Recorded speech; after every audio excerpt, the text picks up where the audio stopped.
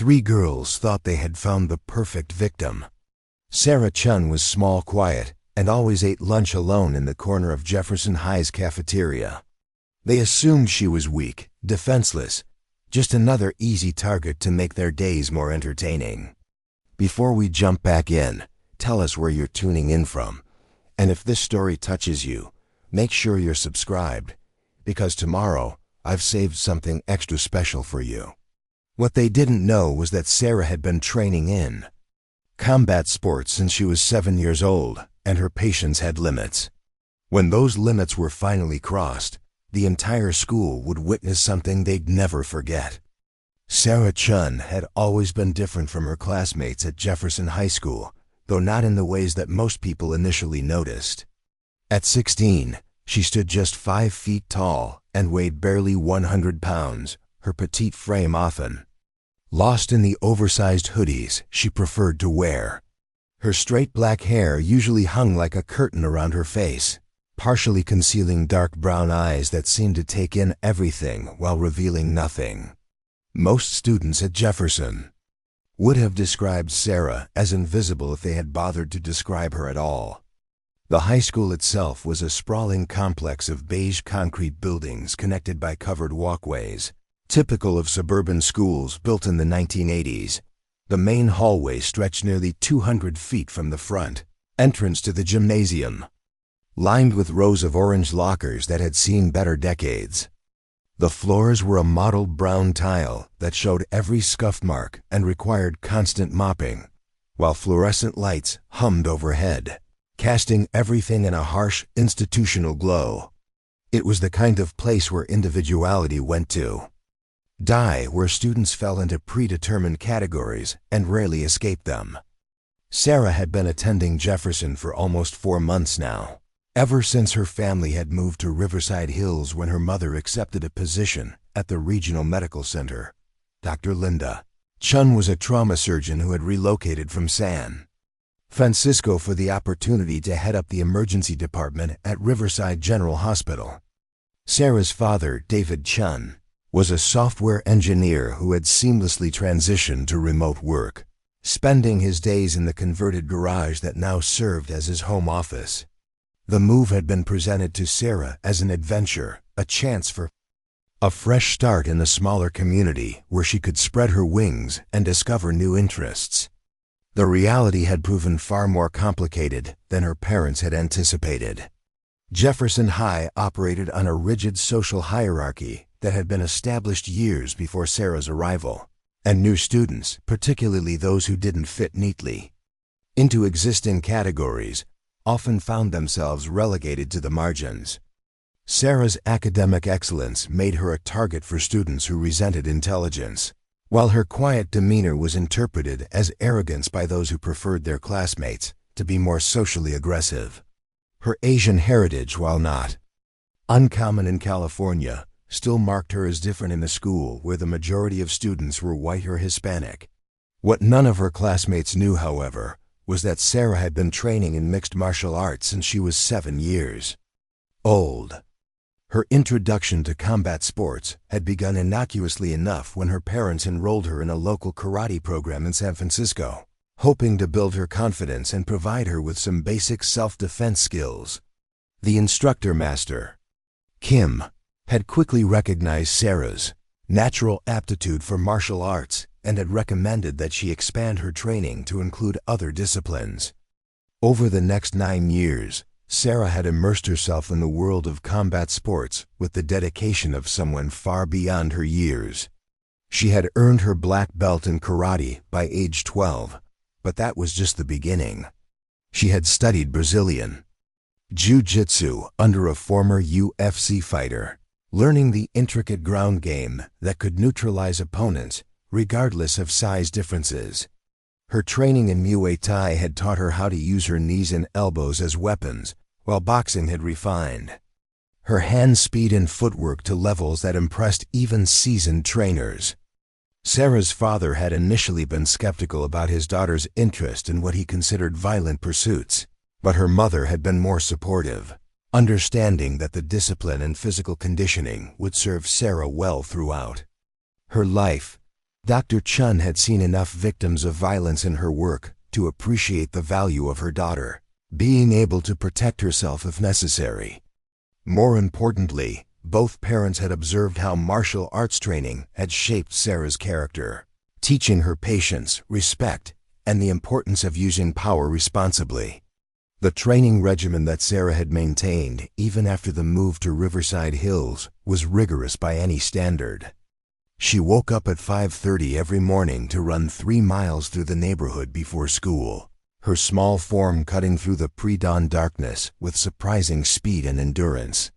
After school, she would spend 2 hours in the garage that her father had helped her convert into a makeshift training space, complete with heavy bags, speed bags, and mats for grappling practice. Her parents had found a local gym where she could train with partners twice a week, though she had kept this information to herself at school, instinctively understanding that it would only serve to make her more of an outsider. The irony of her situation was not lost on Sarah. She possessed skills that most people twice her age and size could never dream of mastering, yet she spent her days being treated as if she were fragile and helpless. Her martial arts training had taught her that true strength came from restraint, that the most dangerous fighters were often those who looked the least threatening. She had internalized the philosophy that violence should always be a last resort, that there was honor in walking away from confrontation when possible. This philosophy would be tested severely during her time at Jefferson High, beginning with her first encounter with the trio of girls who would make her life increasingly difficult. It happened during her 3rd week at the school, on a Tuesday afternoon in late September when the California sun was still beating down mercilessly on the concrete campus. Sarah had been eating lunch alone at a small table near the vending machines, quietly working on calculus homework while picking at a sandwich her mother had packed for her. The cafeteria at Jefferson High was a study in controlled chaos during lunch period. Nearly 400 students were crammed into a space designed for half that number, their voices creating a constant din that made concentration difficult. The room smelled of industrial pizza, French fries, and the underlying odor of industrial cleaning products.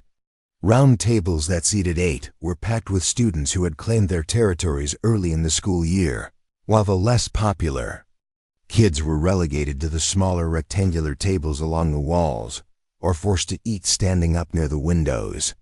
Sarah had chosen her spot deliberately, calculating that the corner near the vending machines would provide her with the best chance of eating in peace while maintaining easy access to an exit if necessary. She had learned early in her time at Jefferson that visibility was often a liability, that drawing attention to herself rarely led to positive interactions. Her strategy had been working reasonably well until that particular Tuesday, when her carefully maintained anonymity was shattered by the arrival of 3 girls who would change the trajectory of her high school experience. The leader of the group was Amanda Stevens, a 17-year-old senior who had ruled Jefferson High's social scene with an iron fist since her sophomore year. Amanda was tall and athletic, with blonde hair that she wore in a carefully styled ponytail and green eyes that seemed to constantly scan for weaknesses in others. She was the captain of the varsity cheerleading squad, dated the starting quarterback of the football team, and came from one of the wealthiest families in Riverside Hills. Her father owned a successful chain of car dealerships, and her mother was a former beauty queen who now spent her time organizing charity events and maintaining the family's social status. Amanda's primary lieutenant was Brittany Walsh, a brunette with sharp features and an even sharper tongue. Brittany was the daughter of the high school's principal, a fact that provided her with a certain degree of immunity from consequences that other students did not enjoy. She was known for her ability to identify exactly what would hurt someone the most and then deliver that pain with surgical precision. Her cruelty was not random or thoughtless. It was calculated and methodical, designed to cause maximum psychological damage while maintaining plausible deniability. The 3rd member of their group was Chelsea Morrison, a redhead whose primary Qualification for membership in the trio seemed to be her willingness to laugh at everything Amanda and Brittany said, regardless of how cruel or inappropriate it might be. Chelsea was not particularly intelligent or creative in her meanness, but she provided the audience that Amanda craved and the backup that made their intimidation tactics more effective. Her father was a local police officer, and she had learned to use that connection to her advantage when situations threatened to escalate beyond the school's boundaries. Preparing and narrating this story took us a lot of time, so if you are enjoying it, subscribe to our channel. It means a lot to us. Now back to the story. The three girls approached Sarah's table with the casual confidence of predators who had never encountered serious resistance. Their movement through the cafeteria was like a shark cutting through water, other students instinctively moving out of their way without even realizing they were doing so. Sarah noticed their approach in her peripheral vision, but continued working on her math problems, hoping that they would simply pass by her table and find someone else to occupy their attention. Amanda stopped directly in front of Sarah's table, her perfectly manicured hands resting on her hips as she looked down at the smaller girl with undisguised disdain. Sarah continued writing for a few more seconds, finishing the equation she had been working on before slowly raising her eyes to meet Amanda's gaze. The cafeteria around them seemed to grow quieter, as if other students had sensed that something was about to happen and were turning their attention toward the confrontation. "Well, well," Amanda said, her voice carrying clearly across the nearby tables. "Look what we have here. The mysterious new girl who thinks she's too good to talk to anyone." She leaned forward slightly, invading Sarah's personal space in a way that was clearly meant to intimidate. "What's your name again? I don't think we've been properly introduced." Sarah looked up at Amanda, taking in the perfectly applied makeup, the designer clothes, and the expression of casual cruelty that seemed to be her default setting. She had encountered girls like Amanda before, in San Francisco, and in other places her family had lived. They existed in every high school, feeding off the social hierarchies that they helped to maintain and enforce. Sarah had learned long ago that engaging with such people rarely led to positive outcomes, but she also understood that completely ignoring them was not always an option. "Sarah," she replied quietly, her voice barely audible above the background noise of the cafeteria. "Sarah Chen." "Sarah Chen," Amanda repeated, drawing out the syllables as if she were tasting something unpleasant. "How exotic. And where exactly did you come from, Sarah Chen? You just appeared here one day like a little ghost." Brittany moved to stand beside Amanda, her arms crossed as she looked down at Sarah with obvious amusement. "I heard she's from San Francisco," she said, as if Sarah were not sitting right there. "Probably thinks she's so much cooler than everyone else because she's from the big city." Chelsea giggled and positioned herself on Sarah's other side, completing the triangle that effectively trapped her at the table. "Look at her clothes," she said, gesturing at Sarah's oversized hoodie and jeans. "Does she even own a mirror? That outfit is so tragic." Sarah felt her jaw tighten slightly, but she forced herself to remain calm. Her martial arts training had taught her to recognize the signs of her own anger and to control them before they could control her. She took a slow, deep breath and focused on the sensation of air filling her lungs, using the meditation techniques that Master Kim had taught her years ago. Violence was not the answer here, she reminded herself. These girls were looking for a reaction, and the best way to deny them satisfaction was to refuse to give them one. "I'm just trying to eat my lunch," Sarah said, her voice still quiet, but now with a slight edge that suggested she was not as passive as she appeared. "I'm not bothering anyone." Amanda laughed, a sound that was completely devoid of humor. "Oh, but you are bothering us," she said. "You're bothering us by sitting here in our cafeteria, acting like you belong when clearly you don't. This isn't San Francisco, little girl. We do things differently here." Sarah began to pack up her lunch, recognizing that this situation was not going to improve, and that her best option was to remove herself from it before things escalated further. Her movements were calm and deliberate, showing no signs of the anger that was beginning to build inside her chest. She had dealt with bullies before, and she knew that showing fear or anger would only encourage them to push harder. Running. Away already? Brittany asked, reaching out to grab Sarah's calculus book before she could put it in her backpack. That's pretty typical. I bet that's what your whole family does when things get tough, right? Just pack up and run away to the next place? Sarah's hand stopped moving toward her backpack, and for just a moment, something flickered across her face that might have been dangerous if any of the three girls had been paying attention. Her family's moves had always been for positive reasons, opportunities and advancement, but she had learned not to try to explain that to people who were determined to misunderstand. She looked up at Brittany, who was now flipping through her calculus book with obvious disdain. "Could I have my book back, please?" Sarah asked, her voice still controlled, but with an undertone that suggested she was making an effort to remain polite. "Could I have my book back, please?" Chelsea mimicked, exaggerating Sarah's slight accent and speaking in a high-pitched, whiny voice. "God, even the way she talks is annoying." Amanda reached across the table and knocked over Sarah's water bottle, sending liquid cascading across the surface and soaking into Sarah's homework. "Oops," she said with mock concern. "How clumsy of me. I hope that wasn't important." Sarah watched the water spread across pages of equations that had taken her the better part of an hour to complete, feeling something cold settle in her stomach. She had spent considerable time on that assignment, and now it was ruined. She looked up at Amanda, who was smiling with obvious satisfaction at the destruction she had caused. The other students in the cafeteria were watching now, some recording with their phones, but none of them making any move to intervene or help.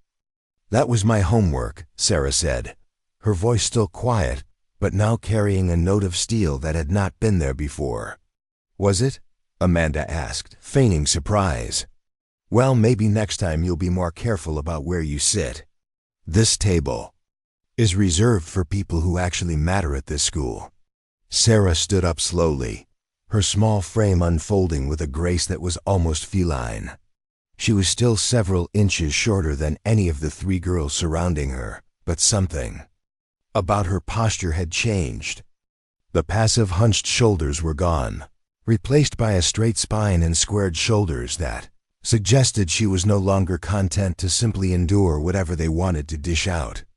"I think I'll sit somewhere else," Sarah said, beginning to gather her wet papers and damaged homework. "I don't think so," Brittany said, stepping closer to block Sarah's path to the exit.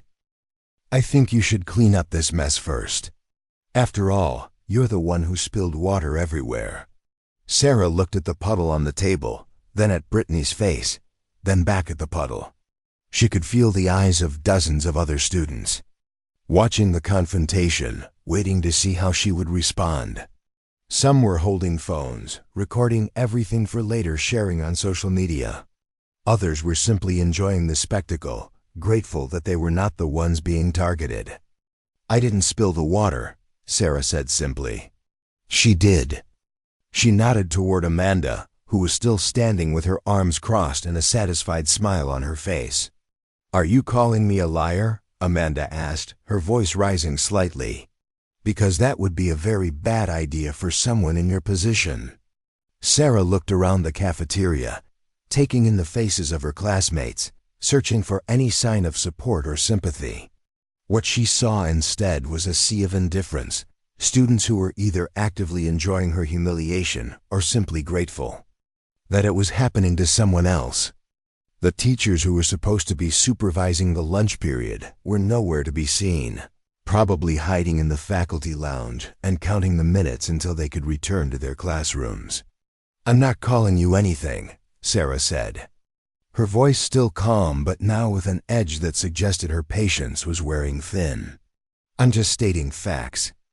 Chelsea moved closer, completing the circle around Sarah and making it clear that she was not going to be allowed to leave without some form of submission. "Facts?" she said with a laugh. "The fact is that you're a weird little nobody who doesn't know her place. The fact is that you need to learn some respect." Sarah felt something shift inside her chest, a familiar sensation that she had learned to recognize as the moment when her training began to override her restraint. It was not anger exactly, but rather a cold, calculating awareness of the situation and her options for dealing with it. She could continue to try to de-escalate, to apologize and clean up the mess, and hope that they would let her go. She could call for help, though there was no indication that any adults were paying attention or would intervene even if they were. Or she could show these three girls exactly how wrong they were about her. Sarah took a deep breath and made her choice. "You're right," she said, her voice now completely calm. "I do need to learn my place. And apparently, you need to learn yours too." The words hung in the air for a moment, their meaning not immediately clear to Amanda, Brittany, and Chelsea. They had become so accustomed to easy capitulation from their victims that they did not immediately recognize the threat that Sarah represented.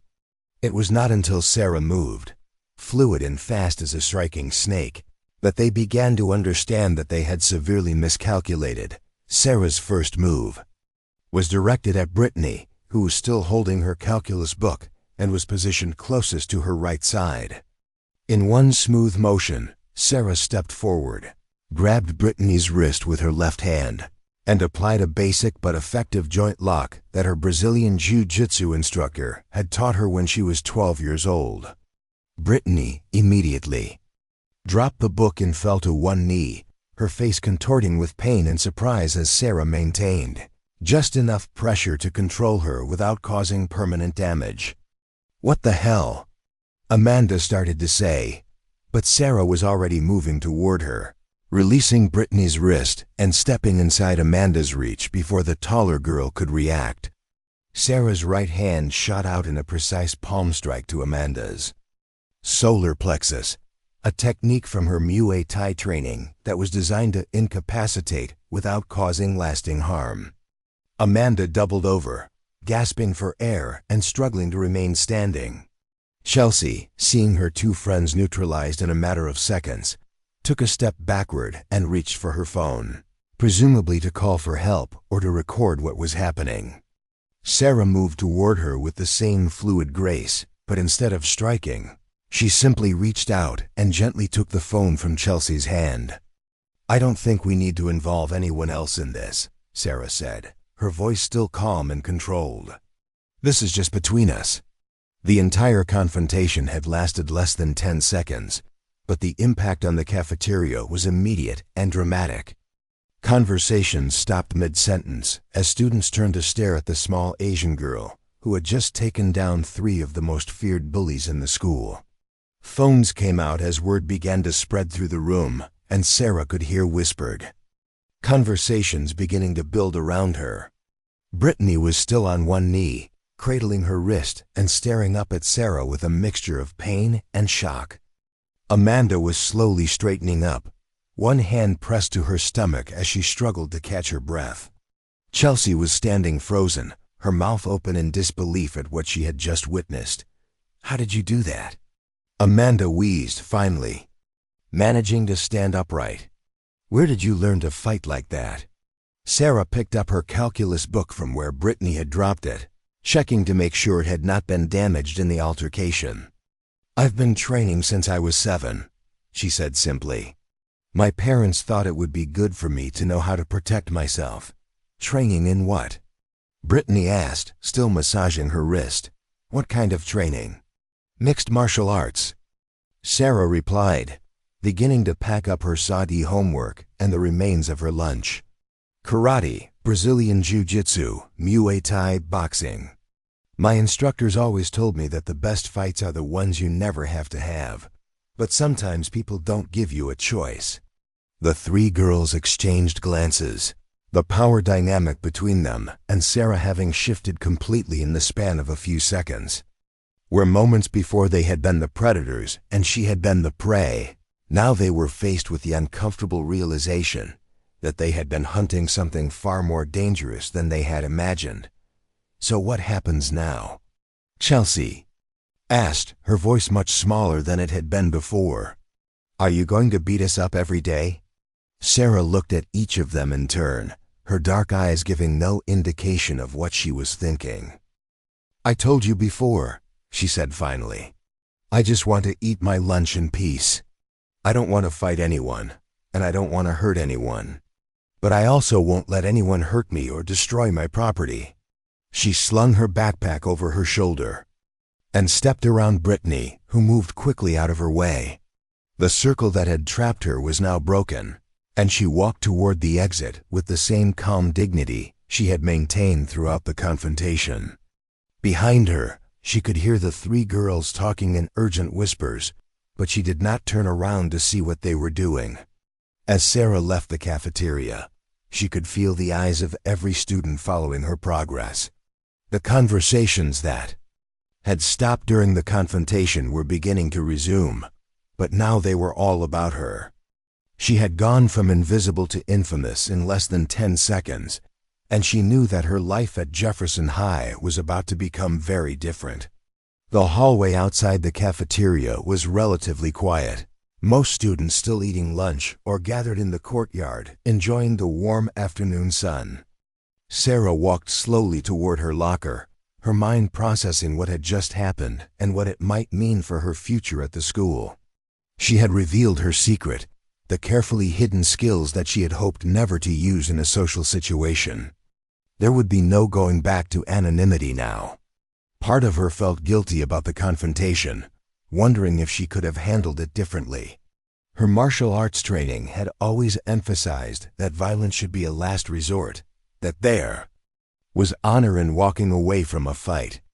But another part of her, a part that had been growing stronger with each incident of harassment and humiliation, felt a sense of satisfaction that she had finally stood up for herself. As she reached her locker and began to change her books for afternoon classes, Sarah reflected on the conversation she would need to have with her parents that evening. They would want to know about the incident, and she would need to explain why she had felt it necessary to use her training in a school setting. She suspected that her mother would be more understanding than her father, who had always been more cautious about the potential consequences of her martial arts skills. The bell rang, signaling the end of lunch period, and students began to flood the hallways on their way to afternoon classes. Sarah noticed that many of them were looking at her with new interest, some with respect, others with wariness, and a few with what might have been fear. Word of the cafeteria incident was clearly spreading quickly, and she knew that by the end of the day, everyone at Jefferson High would know exactly what had happened. As she walked toward her physics class, Sarah caught sight of Amanda, Brittany, and Chelsea at the far end of the hallway. They were surrounded by a group of their friends, all talking animatedly and gesturing in her direction. She could not hear what they were saying, but their body language suggested that they were either planning some form of revenge or trying to salvage their damaged reputations. Sarah felt a familiar sensation in her stomach, the same mixture of anticipation and dread that she had experienced before martial arts competitions. She had won the first battle, but she suspected that the war was far from over. Amanda and her friends were not the type to accept defeat gracefully, and they had resources and connections that Sarah lacked. The coming days and weeks would test not just her fighting skills, but her ability to navigate the complex social and political landscape of high school life. As she entered her physics classroom and took her usual seat in the back row, Sarah made a mental note to call her old instructor. In San Francisco that evening, Master Kim had always been more than just a martial arts teacher. He had been a mentor and philosopher who understood the psychological aspects of conflict as well as the physical ones. She would need his guidance to navigate what was coming. Next, to find a way to use her strength without becoming the very thing she had always fought against. The afternoon stretched ahead of her, filled with classes where she would need to pretend that nothing had changed, that she was still the same quiet, invisible girl who had walked into Jefferson High that morning. But Sarah knew better. The confrontation in the cafeteria had been a turning point, a moment when years of training and restraint had finally given way to action. There would be consequences, both positive and negative, and she would need to be prepared for all of them. As her physics teacher began the lesson on momentum and energy transfer, Sarah could not help but appreciate the irony. She had just provided her classmates with a very practical demonstration of those principles, showing them how a small force applied precisely could have effects far beyond what anyone might expect. The question now was whether she could control those effects, or whether they would control her. The days following the cafeteria incident unfolded like ripples spreading across the surface of a still pond. By the time Sarah arrived at school the next morning, the story of her confrontation with Amanda Stevens and her crew had already evolved into something resembling legend. The hallways buzzed with whispered conversations that stopped abruptly whenever she walked by, and she noticed students pointing her out to friends who had missed the original spectacle. Some versions of the story had her performing elaborate martial arts sequences that would have been more at home in an action movie than a high school cafeteria, while others painted her as some kind of secret agent or underground fighter. Sarah found the attention deeply uncomfortable, having spent most of her life trying to blend into the background. She had always preferred the safety of anonymity, the ability to observe without being observed. Now she felt like a specimen under a microscope, with every gesture and expression being analyzed for clues about her true nature. Students who had never spoken to her before were suddenly interested in striking up conversations, though she suspected their motives had more to do with curiosity than genuine friendship. The academic atmosphere at Jefferson High had also shifted in subtle but noticeable ways. Teachers who had previously barely acknowledged her presence now seemed more aware of her, their eyes lingering on her with expressions that ranged from concern to speculation.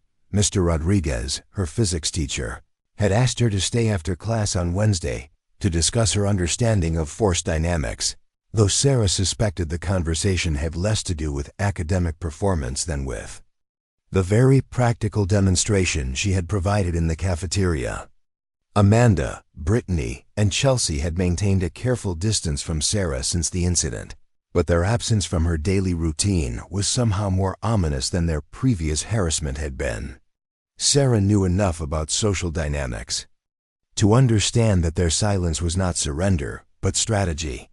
Girls like Amanda did not simply accept defeat and move on. They regrouped, planned, and struck back when their targets least expected it. The question was not whether retaliation would come, but when and in what form. The waiting was almost worse than the original bullying had been.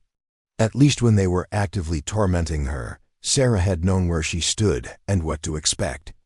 Now she found herself constantly scanning her surroundings, alert for signs of an approaching confrontation. Her martial arts training had taught her the importance of situational awareness, but applying those skills in a high school environment required a different kind of vigilance than she was accustomed to. Sarah's parents had been surprisingly understanding when she had explained the cafeteria incident to them that evening. Her mother, Dr. Chen, had listened to the story with the clinical detachment of someone accustomed to dealing with trauma and conflict in her professional life. She had asked pointed questions about the specific techniques Sarah had used and whether anyone had been seriously injured, but had ultimately expressed pride in her daughter's restraint and precision. David Chen had been more conflicted about the situation. As a software engineer, he approached problems with logical analysis and systematic solutions, and the unpredictable nature of teenage social dynamics made him uncomfortable. He worried about the potential legal implications of Sarah's actions, even though she had used minimal force and had been clearly acting in self-defense. More than that, he worried about what would happen when Amanda and her friends inevitably escalated their campaign against his daughter. The conversation with her parents had reinforced Sarah's understanding that she was largely on her own in navigating the complex social battlefield that was high school. While they could provide emotional support and practical advice, they could not protect her from the daily reality of dealing with her classmates. The skills her father had helped her develop through years of martial arts training would have to be enough to see her through whatever came next. Thursday morning brought the first sign that Amanda's group was preparing their counterattack. Sarah arrived at school to find that someone had taped printed photographs to her locker, images that had clearly been captured from the cell phone videos of the cafeteria incident. The photos showed her in mid-strike, her face set in an expression of cold determination that looked almost frightening when frozen in still images. Across each photo, someone had written words like psycho and violent in red marker, and a handwritten note had been taped to the locker door itself. The note was written in Brittany's distinctive handwriting, which Sarah recognized from group projects they had worked on together in English class. It read, "Fighting people smaller and weaker than you doesn't make you tough. It makes you a coward and a bully. Watch your back." The irony of the message was not lost on Sarah, coming as it did from someone who had spent months tormenting her precisely because they believed her to be smaller and weaker than they were. Sarah carefully removed all of the photographs and the note, folding them neatly and placing them in her backpack. She suspected that she would need evidence of the harassment campaign that was clearly beginning to escalate. Her martial arts training had taught her to document everything, to be prepared for situations where she might need to justify her actions to authorities who had not witnessed the original provocation. The morning classes passed without incident, but Sarah could feel the tension building like atmospheric pressure before a storm. Students were watching her more intently than usual, and she noticed several of Amanda's friends making pointed eye contact with her in the hallways. During her chemistry class, she caught Jessica Martinez, one of Brittany's close friends, taking photos of her with a cell phone, though the girl quickly looked away when Sarah noticed what she was doing. It was during lunch period that the situation finally came to a head.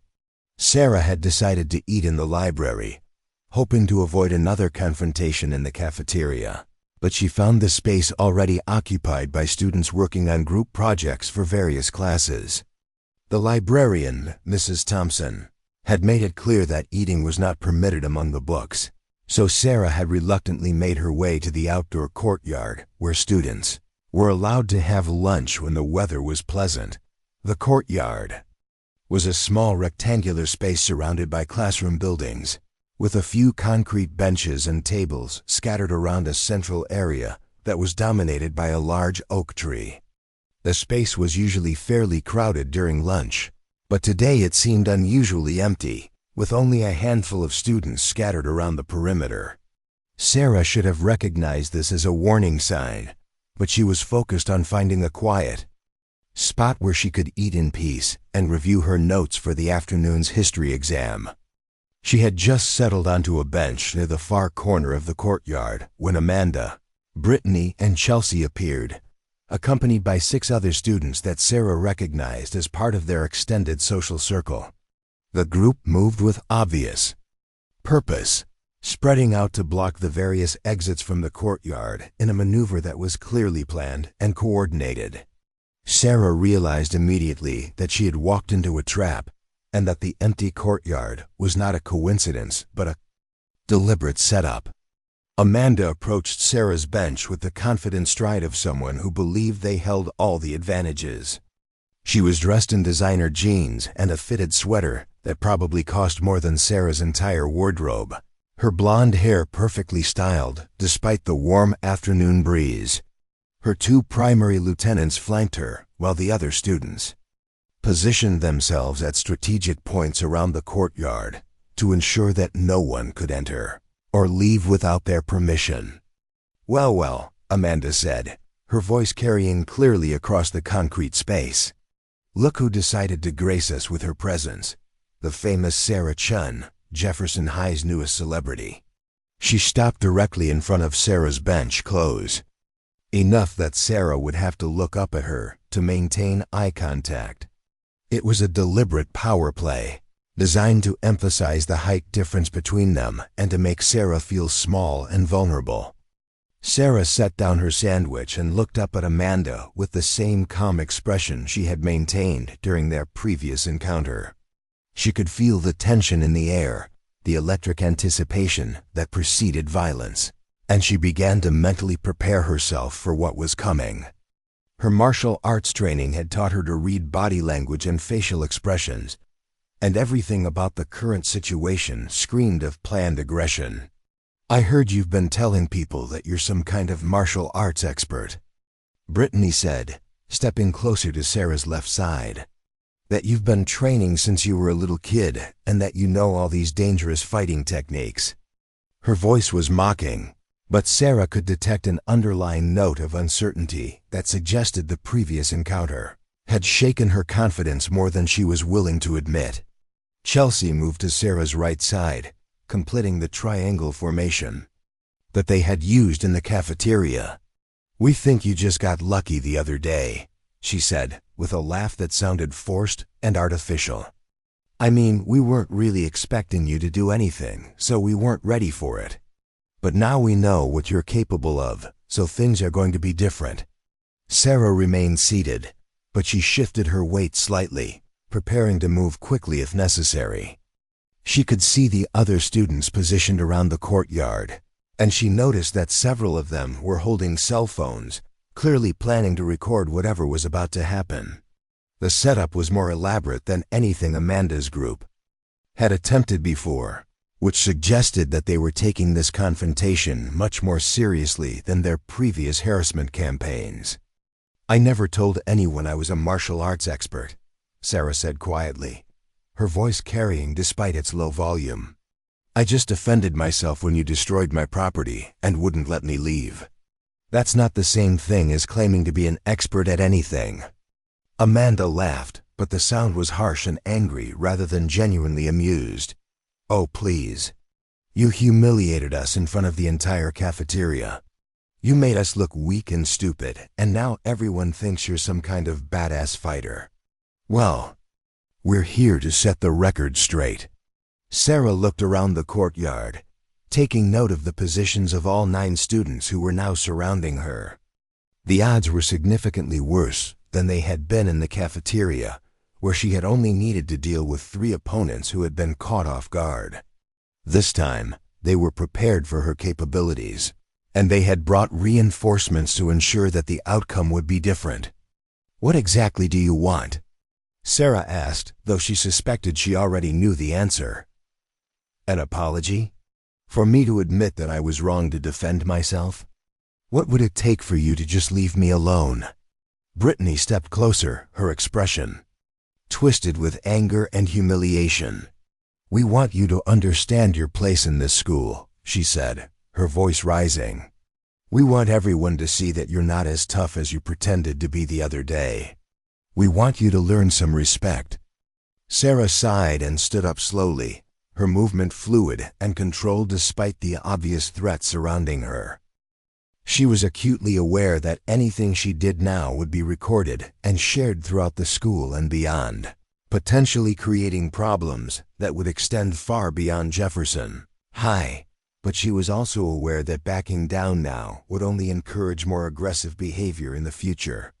"I've tried to be respectful," Sarah said, her voice still calm, but now with an edge that suggested her patience was wearing thin. "I've tried to avoid confrontation, to keep to myself, to not cause any problems for anyone. But you keep pushing, and pushing, and pushing. At what point do you think I'm going to stop pushing back?" Amanda moved closer, invading Sarah's personal space in a way that was clearly meant to provoke a reaction. "Right now," she said, her face inches from Sarah's. "You're going to stop pushing back right now, or we're going to make you stop." The threat hung in the air between them, and Sarah felt the familiar shift in her mental state that preceded combat. It was not anger, exactly, but rather a cold, calculating awareness of her surroundings and her options. She could see the positioning. Of all 9 opponents, could assess their relative threats and capabilities, could calculate the sequence of movements that would be necessary to neutralize them if the situation escalated to violence. 9 against 1, Sarah said thoughtfully, as if she were discussing a math problem rather than a potentially dangerous confrontation.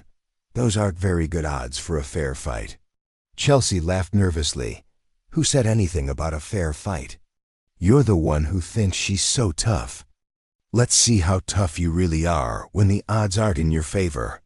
Sarah looked around the courtyard one more time, noting the positions of the exits and the locations of the students who were recording the confrontation. She could see that several of them looked uncomfortable with what was happening, but none of them seemed prepared to intervene or call for help. The adult supervision that was supposed to be present during lunch period was nowhere to be seen, leaving the students to police themselves. You know, Sarah said conversationally, my martial arts instructors always taught me that the best way to win a fight is to avoid having it in the first place. They said that violence should always be a last resort, that there's honor in walking away from confrontation when possible. She paused, looking directly at Amanda. But they also taught me that sometimes people don't give you a choice. The words were barely out of her mouth when Amanda shoved her hard in the chest, sending her stumbling backward toward the concrete bench. Sarah caught herself before she could fall, but the push had clearly been intended to start the physical confrontation that Amanda's group had been building toward. The cell phones around the courtyard immediately focused on the action, their owners eager to capture whatever happened next. Sarah straightened up slowly, her posture shifting in a way that was subtle but unmistakable to anyone who knew what to look for. The passive defensive stance was gone, replaced by the balanced, ready position of someone who had spent years learning how to fight. Her feet were positioned for optimal mobility, her hands were loose but ready to strike or block, and her eyes had taken on the focused intensity that her instructors had taught her to cultivate before sparring sessions. That was a mistake, Sarah said simply. What happened next would be talked about at Jefferson High for years to come. Sarah moved with a speed and precision that seemed almost supernatural to the students who were watching. Her first target was Brittany, who was positioned closest to her left side, and who had been reaching for something in her pocket that might have been a weapon. Sarah closed the distance between them in 2 quick steps, grabbed Brittany's wrist, and applied a key joint lock that sent the girl to her knees with a cry of pain. Before anyone else could react, Sarah had pivoted toward Chelsea, who was approaching from her right side with her hands raised as if she intended to grab or strike. Sarah ducked under Chelsea's reaching arms, stepped behind her, and applied a sleeper hold that cut off the blood flow to her brain. Chelsea struggled for a few seconds before going limp, and Sarah lowered her gently to the ground, ensuring that she would not be injured when she fell. Amanda, seeing 2 of her friends neutralized in a matter of seconds, backed away and called to the other students who were supposed to be helping her. "Get her!" She screamed, her voice cracking with panic and rage. "All of you, get her now!" The 6 other students moved toward Sarah with obvious reluctance, clearly having second thoughts about their involvement in the confrontation. They had signed up to help intimidate a small, quiet girl, not to engage in combat with someone who was obviously trained and dangerous. But Amanda's social influence was strong, and the peer pressure to participate was overwhelming for most of them. Sarah found herself facing multiple opponents coming from different directions, a situation that her martial arts training had prepared her for, but that she had never had to handle in a real-world scenario. She moved like water, flowing around the attacks and strikes that were directed at her, using her opponent's momentum against them, and exploiting the confusion that resulted from too many people trying to coordinate an attack without proper planning or communication. Jake Morrison, a football player who outweighed Sarah by at least 60 pounds, rushed at her with the intention of tackling her to the ground. Sarah sidestepped at the last moment, grabbed his jersey, and used his own momentum to send him crashing into one of the concrete benches. He hit hard and stayed down, clutching his shoulder and groaning in pain.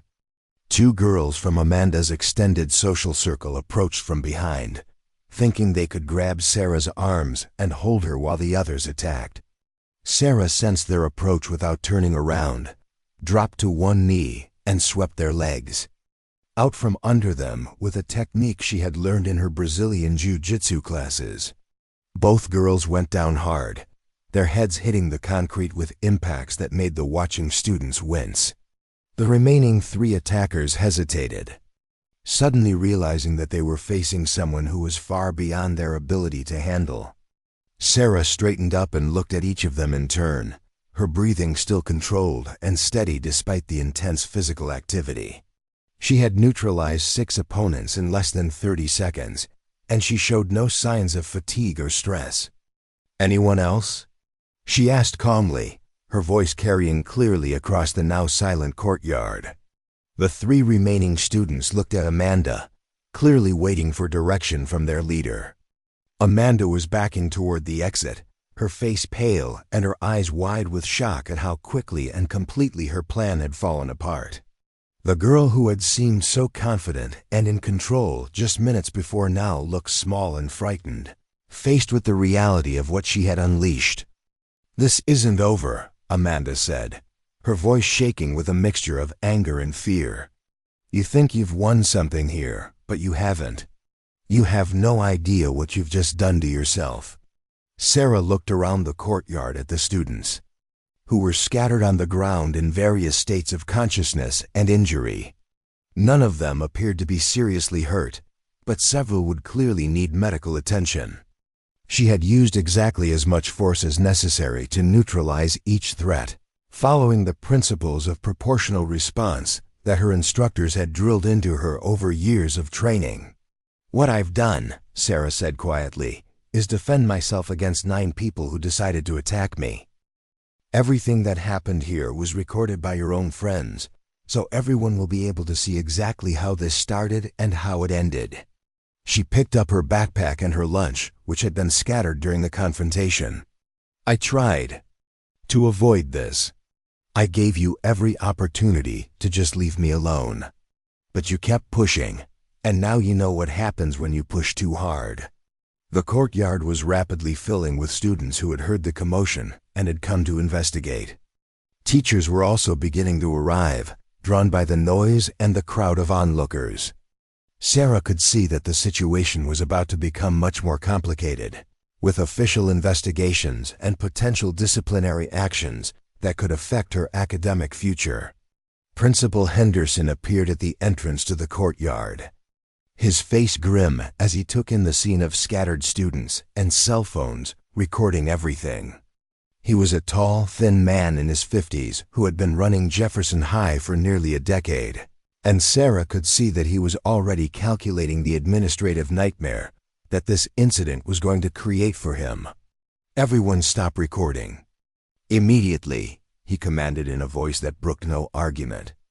"Put your phones away and step back from the area. Anyone who was involved in this incident needs to remain here. Everyone else needs to return to their classes or lunch activities immediately." Sarah stood quietly as the principal approached, her hands visible and her posture non-threatening. She had dealt with authority figures before in the context of martial arts competitions and training, and she understood the importance of appearing cooperative and respectful even when she had done nothing wrong. "Miss Chen," Principal Henderson said, his voice carefully neutral, "I'm going to need you to come with me to my office. We have a lot to discuss about what happened here today." Sarah nodded and followed the principal out of the courtyard, aware that dozens of eyes were tracking her movement. Behind her, she could hear paramedics being called for the students who were still on the ground, and she could see Amanda arguing with one of the assistant principals about what had really happened. During the confrontation, as they walked through the hallways toward the administrative offices, Sarah reflected on how dramatically her life had changed in the space of just a few minutes. The quiet, invisible existence she had been trying to maintain at Jefferson High was now completely impossible. She had revealed not just her fighting skills, but her willingness to use them when pushed beyond her limits. There would be consequences for that revelation, some positive and some negative, and she would need to be prepared for all of them. The principal's office was a spacious room with wood-paneled walls, filled with awards and photographs from decades of Jefferson High athletic teams and academic achievements. Principal Henderson gestured for Sarah to sit in one of the chairs facing his desk, while he settled into his own chair and opened a file folder that already contained several documents related to her enrollment at the school.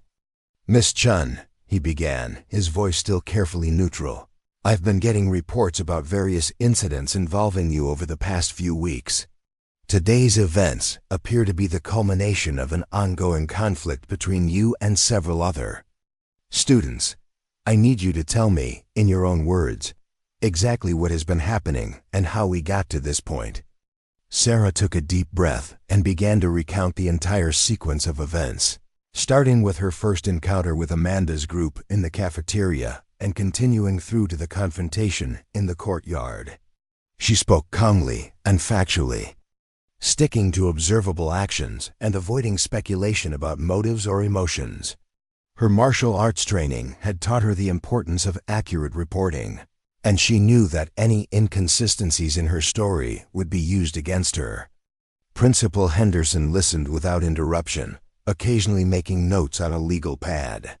When Sarah finished her account, he sat back in his chair and studied her with an expression that was difficult to read. "Miss Chen," he said finally, "you've just described a pattern of harassment and bullying that should have been reported to school officials much earlier. Why didn't you come to us for help when these incidents first began?" Sarah considered the question carefully before answering. "I tried speaking with Mrs. Patterson, my guidance counselor, after the first few incidents. She advised me to try to fit in better and suggested that I join some clubs to make friends. I got the impression that the administration viewed this as a normal part of high school social dynamics rather than something that required intervention." The principal frowned and made another note. "And today's incident in the courtyard. 9 students approached you with what appears to have been a coordinated plan to intimidate or harm you. Your response was to physically engage with all of them, resulting in multiple injuries. Do you believe that was an appropriate response to the situation?" Sarah met his gaze directly. "Sir, I was surrounded by 9 people who had made it clear that they intended to hurt me. They had positioned themselves to block all exits from the courtyard, and several of them had been recording with their phones, suggesting that they planned to document whatever they were going to do to me. I asked them what they wanted, tried to de-escalate the situation, and only responded with physical force after I was physically attacked first." Principal Henderson consulted his notes again. "Several of the students involved in today's incident have been taken to the hospital for evaluation of their injuries. While none appear to be life-threatening, some are quite serious. A broken shoulder, a concussion, possible nerve damage to a wrist. These are not minor injuries, Miss Chen." Sarah felt a cold knot form in her stomach. She had been careful to use only as much force as necessary to neutralize each threat, but she understood that even controlled applications of martial arts techniques could result in serious injuries when used against untrained opponents. The possibility of permanent harm to her classmates was something that would weigh heavily on her conscience, regardless of the circumstances that had led to the confrontation. "I understand that, sir," she said quietly. "I used the minimum force necessary to defend myself, but I recognize that any use of force carries risks. I'm sorry that anyone was hurt, but I couldn't allow myself to be injured or worse because I was outnumbered 9-1. The principal studied her for a long moment, and Sarah could see that he was struggling with how to handle a situation that was far outside the normal range of disciplinary issues he typically dealt with. A student with legitimate martial arts training who had been forced to defend herself against multiple attackers was not something that the standard school policy manual was likely to address in detail. "Miss Chen," he said finally, I'm going to need to speak with your parents and with the other students involved before I can make any decisions about disciplinary actions. In the meantime, I'm suspending you for the remainder of the week while we investigate this incident thoroughly. You'll need to leave campus immediately and not return until Monday morning." Sarah nodded, having expected something like this outcome. "I understand, sir. Should I have my parents contact you, or will you be calling them?" "I'll be calling them this afternoon," Principal Henderson replied. "I'll also need you to provide me with contact information for your martial arts instructors, as their testimony may be relevant to understanding your actions today." As Sarah gathered her belongings and prepared to leave the school, she reflected on how completely her life had changed in the space of just a few hours. The careful balance she had been trying to maintain between her public persona and her private capabilities had been shattered, and there was no going back to the anonymity she had previously enjoyed. She had crossed a line that could not be uncrossed, and the consequences of that decision would ripple through every aspect of her life at Jefferson High and beyond. When Sarah returned to Jefferson High the following Monday, the atmosphere had shifted dramatically. News of the courtyard confrontation had spread beyond the school boundaries, with videos circulating on social media platforms and local news outlets, picking up the story of the martial arts student who had defended herself against multiple attackers. The narrative had evolved from simple school drama into a broader conversation about bullying, self-defense, and the rights of students to protect themselves from harassment. Principal Henderson had spent the weekend dealing with concerned parents, school board members, and district officials who all had opinions about how the situation should be handled. After reviewing the cell phone footage from multiple angles and interviewing dozens of witnesses, the administration had reached a conclusion that surprised many people. Sarah would face no disciplinary action for her role in the courtyard incident, while Amanda and her group would be suspended for 2 weeks and required to undergo counseling before returning to classes. The decision had not been popular with everyone. Amanda's parents had threatened legal action, claiming that their daughter was the real victim of an unprovoked assault by a trained fighter. However, the overwhelming evidence showed that Amanda's group had planned and initiated the confrontation, and that Sarah had acted purely in self-defense against superior numbers. The school's legal counsel had advised that any attempt to punish Sarah would likely result in a lawsuit that the district would lose.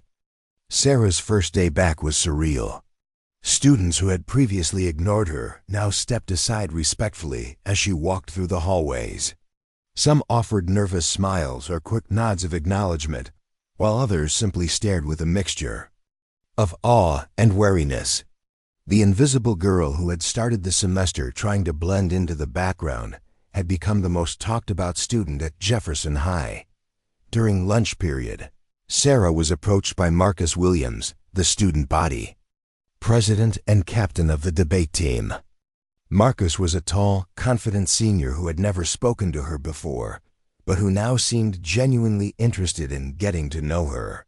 He asked if she would consider joining the debate team, explaining that they could use someone with her composure and analytical thinking skills. Sarah found herself agreeing, realizing that her enforced isolation was finally coming to an end. The most significant change came from Amanda herself. 3 days after returning from her suspension, she approached Sarah in the library during study period. Gone was the arrogant confidence that had defined her personality for years, replaced by something that looked remarkably like humility. She sat down across from Sarah without invitation, her hands folded nervously in her lap. "I need to apologize," Amanda said quietly, her voice barely audible above the background noise of the library. "Not because the administration is making me, but because I finally understand what I was doing to you." She paused, gathering her thoughts. "My parents are getting divorced. My dad lost his job last month. Everything in my life felt out of control, and making you miserable was the only thing that made me feel powerful." Sarah studied Amanda's face, looking for signs of manipulation or insincerity, but finding only genuine remorse. "That doesn't excuse what you did," she replied simply. "I know," Amanda nodded, "but I want you to know that it's over, completely over. And I'm going to make sure that nobody else at this school treats you the way I did." She stood up to leave, then turned back. "For what it's worth, I think you're the strongest person I've ever met. Not because of the fighting, but because you kept giving us chances to be better people, even when we didn't deserve them." The transformation extended beyond individual relationships.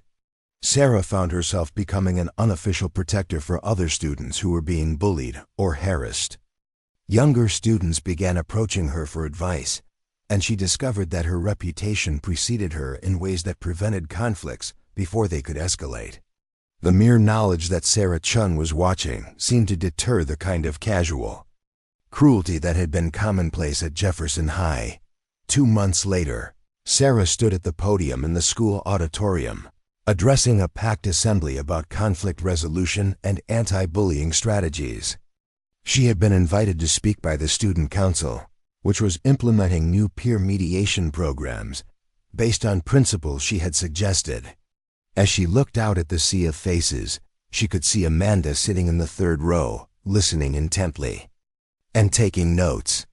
"True strength," Sarah said, her voice carrying clearly through the auditorium, "isn't about what you can do to other people. It's about what you choose to do for them. It's about knowing when to stand firm and when to show compassion. It's about understanding that the person you protect today might become the person who protects someone else tomorrow." After the assembly, Sarah was approached by a local martial arts instructor who had heard about her story and wanted to offer her a part-time teaching position at his studio. The opportunity would allow her to share her skills with other young people while earning money for college. More importantly, it would give her a chance to pass on the lessons about discipline, respect, and responsibility that had shaped her own character. As Sarah walked home that afternoon, she reflected on how dramatically her life had changed since that first day in the cafeteria. She had learned that respect couldn't be demanded or earned through fear, but had to be built through consistent actions and genuine character. She had discovered that true courage wasn't the absence of fear, but the willingness to do what was right despite being afraid. Most importantly, she had realized that her greatest strength wasn't her ability to fight, but her capacity to choose when fighting was necessary and when compassion was more powerful. The bullies who had tried to break her spirit had instead revealed a strength she hadn't known she possessed, not just in her fists, but in her heart. Jefferson High was no longer the place where Sarah Chen ate lunch alone. It had become the place where she had learned to transform conflict into understanding, fear into respect, and isolation into community. The girl who had once hidden in corners now stood confidently in the light, knowing that sometimes the best way to find your place in the world is to help others find theirs. Up next, you've got 2 more standout stories right on your screen. If this one hit the mark, you won't want to pass these up. Just click and check them out.